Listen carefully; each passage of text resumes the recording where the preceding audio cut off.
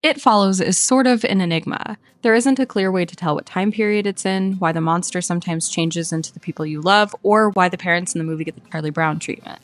But that's why It Follows is so interesting. There is so much to interpret. As I've stated before, one of the trippiest elements of the movie is the time frame. Sometimes it seems like it could be in the past, maybe in the late 80s or early 90s. That's probably due in large part to the synth musical score and the fashion. It almost feels like we're in a parallel universe that has integrated modern day technology into the 80s. This gives the movie its uncanny and insanely off-putting vibe. It's normal for humans to identify patterns, to get a sense of familiarity, but the movie is so jumbled in its presentation that it feels like you're in another world. All of this to say that It Follows does an absolutely fantastic job at creating atmosphere.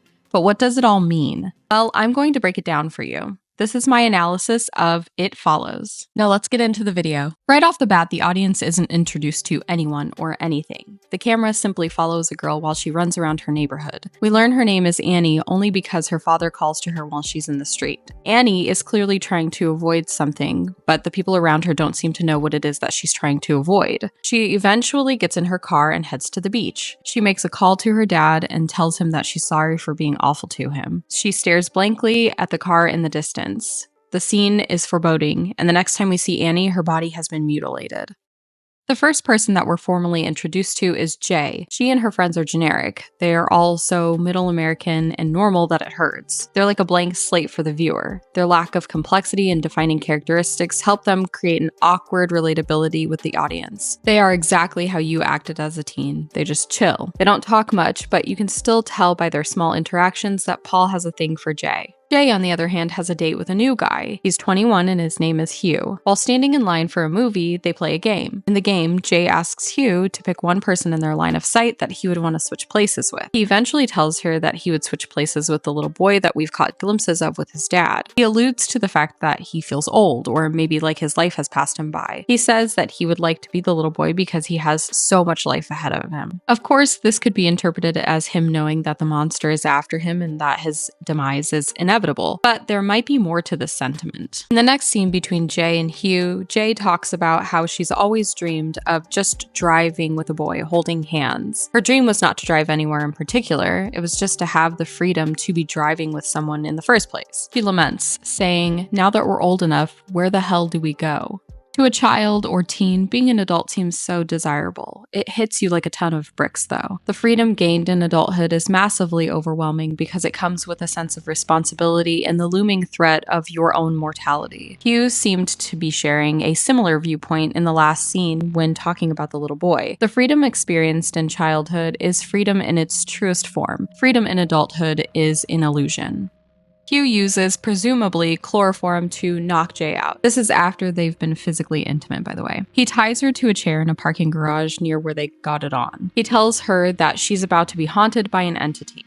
He gives her rules and tips to deal with her new monster. He tells her that this thing will follow her. It can look like other people. It can look like someone she loves. It will stalk her relentlessly until she's caught. Then it kills you. If it makes it to you and ends your life, the person who gave it to you is next. You can pass the curse on to someone else if you'd like. It's preferable, actually. But don't let it get to you. Be aware of your surroundings. The monster is slow, but it can still enter into buildings, so be constantly aware of who is around. We sit with her friends while they drink on the porch. Yara reads a passage from her electronic shell book.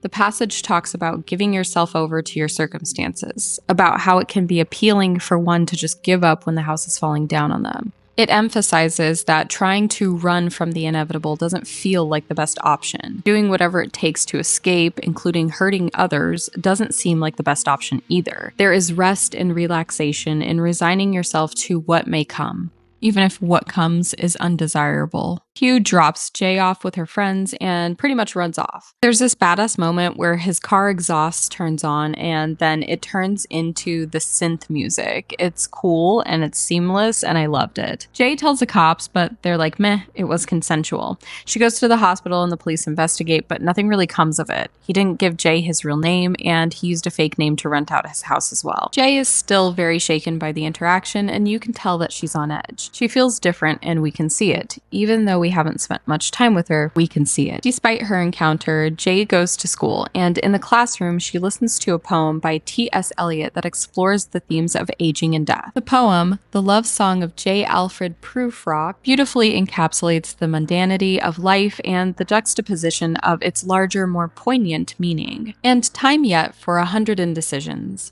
and for 100 visions and revisions, before the taking of a toast and tea. Life is just casually passing without anything in particular happening. It will continue to do so until pretty much the end of time. It's not until you sit with it for a while that you're really able to truly feel the intensity of time passing. Trying to explain such an existential movie is very difficult without sounding pretentious.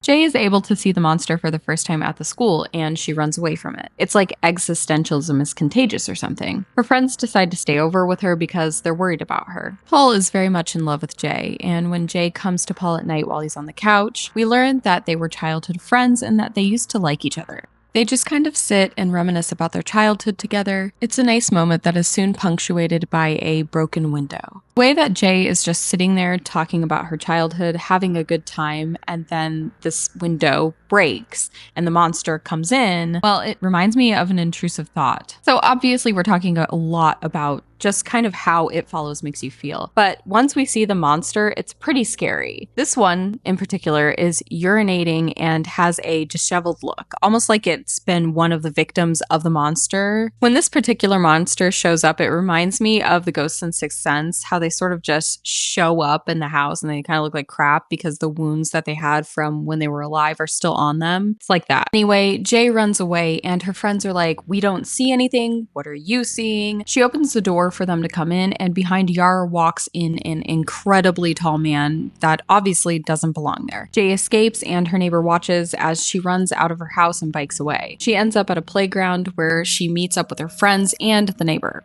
Her neighbor drives the teens to where Hugh said he lived. Most of the houses in the neighborhood are dilapidated and abandoned. They're in Detroit, and if you know about Detroit's history, you understand why the houses look the way that they do. Between the white flight and the decline in the automotive industry, Detroit has just been sort of bleak ever since. They find clues about Hugh in the house, but mostly they find out about how he's been living. There are unlabeled prescription pill bottles and some dirty magazines. We find out where Hugh went to school at, and apparently it's nearby because they end up going there. We figure out that Hugh's name is really Jeff and where he lives. The friends visit him at his house, and he tells them that he likely got his monster from a girl at the bar. He had a one-night stand. He tells them to go far away so Jay can decide whether or not she wants to give her problem to someone else. They end up driving to a beach house away from where they live. Neighbor, Greg, decides that he wants to teach Jay how to shoot. That way she can protect herself. They're kind of chilling on the beach when suddenly you see a stranger walking in the background behind Jay. She's pretty far away though. It's Yara. Or is it? Yara is actually in the water and Jay starts being attacked by the monster. It pulls her hair and Paul hits the area around Jay where the monster should be. The monster throws Paul and all of the friends huddle into a little shed on the property. Jay tries to shoot the monster, but it simply does not work. Eventually, everyone thinks that the monster is gone, and Greg seems pretty annoyed. He doesn't really think that anything is there. The monster turns into a little boy and jump scares Jay. Then it shapeshifts into who I believe is Annie. Jay takes the car and leaves her friends there. She ends up getting in an accident and is taken to the hospital eventually. Why do the entities change into the people that they do? It seems innocuous, but honestly, I can't figure out for the life of me why it would change into Annie, or why it would change into Yara, or why it would change into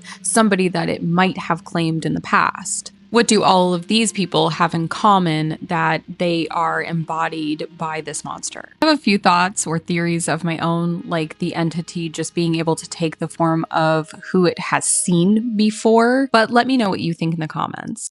See that the movie focuses on random couples often. There's a couple making out in the grass at the field of the school. There is another couple making out at the other school, and there's a couple in the scene at the hospital. This seems to represent connection versus isolation, and then the obvious responsibility everyone has towards their intimate partners. Jay decides to give Greg the monster, and this annoys Paul because he likes her, and we all know how you get the monster. It's really awkward with the neighbor after everything has happened, and I think the friends are just kind of annoyed that he hasn't seen anything and he still is in the mindset that Jay's making things up. After a couple days, Jay sees her neighbor walking outside, but then notices that he's acting strange. That's because it's not actually Greg, it's Greg's doppel, and he's trying to break into the house to get Greg. He poses as Greg's mother and knocks on his door. Unfortunately, Jay is too late and he gets got. His mother, with her fully exposed, looks as if she's kind of doing bad things to her son. She's kind of like gyrating on him. And this is the person that is supposed to be protecting Greg. And it's as if they're violating him, if you know what I mean. It's just also another weird moment that I just don't know what to make of, you know? Having seen this go down, Jay knows that she's next and she drives off far from the house. She sees some men in a boat and maybe wants to give them the monster. It's not entirely clear exactly what happens after this point, but we do see her going into the water, swimming out to them, but the next scene is her in her car and she's looking dejected and upset. And this could mean a number of things. Maybe she decided that she didn't want to do it. Maybe she decided to do it. Regardless, she's upset. Paul asks Jay to give him the monster, but she's reluctant. There's a picture on Jay's mirror of her and her dad, and another of her in the pool alone. Her childhood versus her lonely and alienating adult life. The friends go to the pool, and Jay sees the monster on her roof, signifying that either she is next or she never gave the men the monster in the first place. The significance of the public pool that they go to is that Jay and Paul had first kissed there. And I guess this means that it is kind of coming full circle for Jay. On the way into the pool, Yara talks about her parents warning her not to go past 8 Mile because it was dangerous. The suburbs are safer, and she never understood that until now. She had no fear of the 8 Mile border and thought her parents were being ridiculous until now. She knows why it's important to have boundaries, but also wants to be outside of her comfort zone. Dipping their feet into forbidden water is something that every young adult must navigate. Your parents set you up, and you take the lead after that point. Jay and her friends set up their trap and wait for the monster to come. Jay is in the pool while she waits. But when it comes, Jay gets scared and wants to abandon the plan altogether. Their plan was, I don't know, I guess to throw things at the monster or to electrocute it, but that would have meant electrocuting Jay too, so I don't know how that was going to work. Whatever, it doesn't matter because it didn't work, and the monster is now just hurling things, the things that they had around the pool, at Jay. At some point in time, the monster ends up in the water, and as he's pulling on Jay, it does not seem like the monster can swim. Paul gets a great headshot, and it's kind of gone, maybe gone after that point. We do see that blood plumes through the pool, and it looks as if it is at least very wounded. Though it kind of seems like the monster is gone, Jay decides to be intimate with Paul. We don't know if the monster is truly gone, though the ending is left ambiguous. Paul debates on sleeping with the lady of the night to make sure, though. He decides against it. Yara closes us out with these thoughts from her book, The Idiot. The knowledge that you will someday no longer be a person is much more torturous than any physical wound. At the end of the movie, Paul and Jay walk hand in hand, not knowing what the future holds for either of them, but being seemingly content. This movie and movies like this represent why horror is such an underrated genre. Even a slasher is capable of telling a story about the social implications of the time. It is so human to be fearful and anxious, and horror movies help to indulge in that part of our humanity. It Follows tells a story of the id, ego, and superego.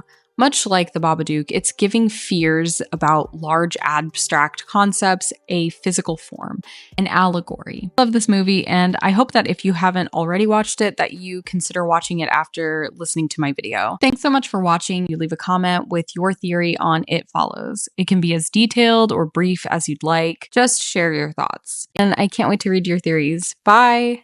Fucked up shit. Do you guys see that girl right there? Yes.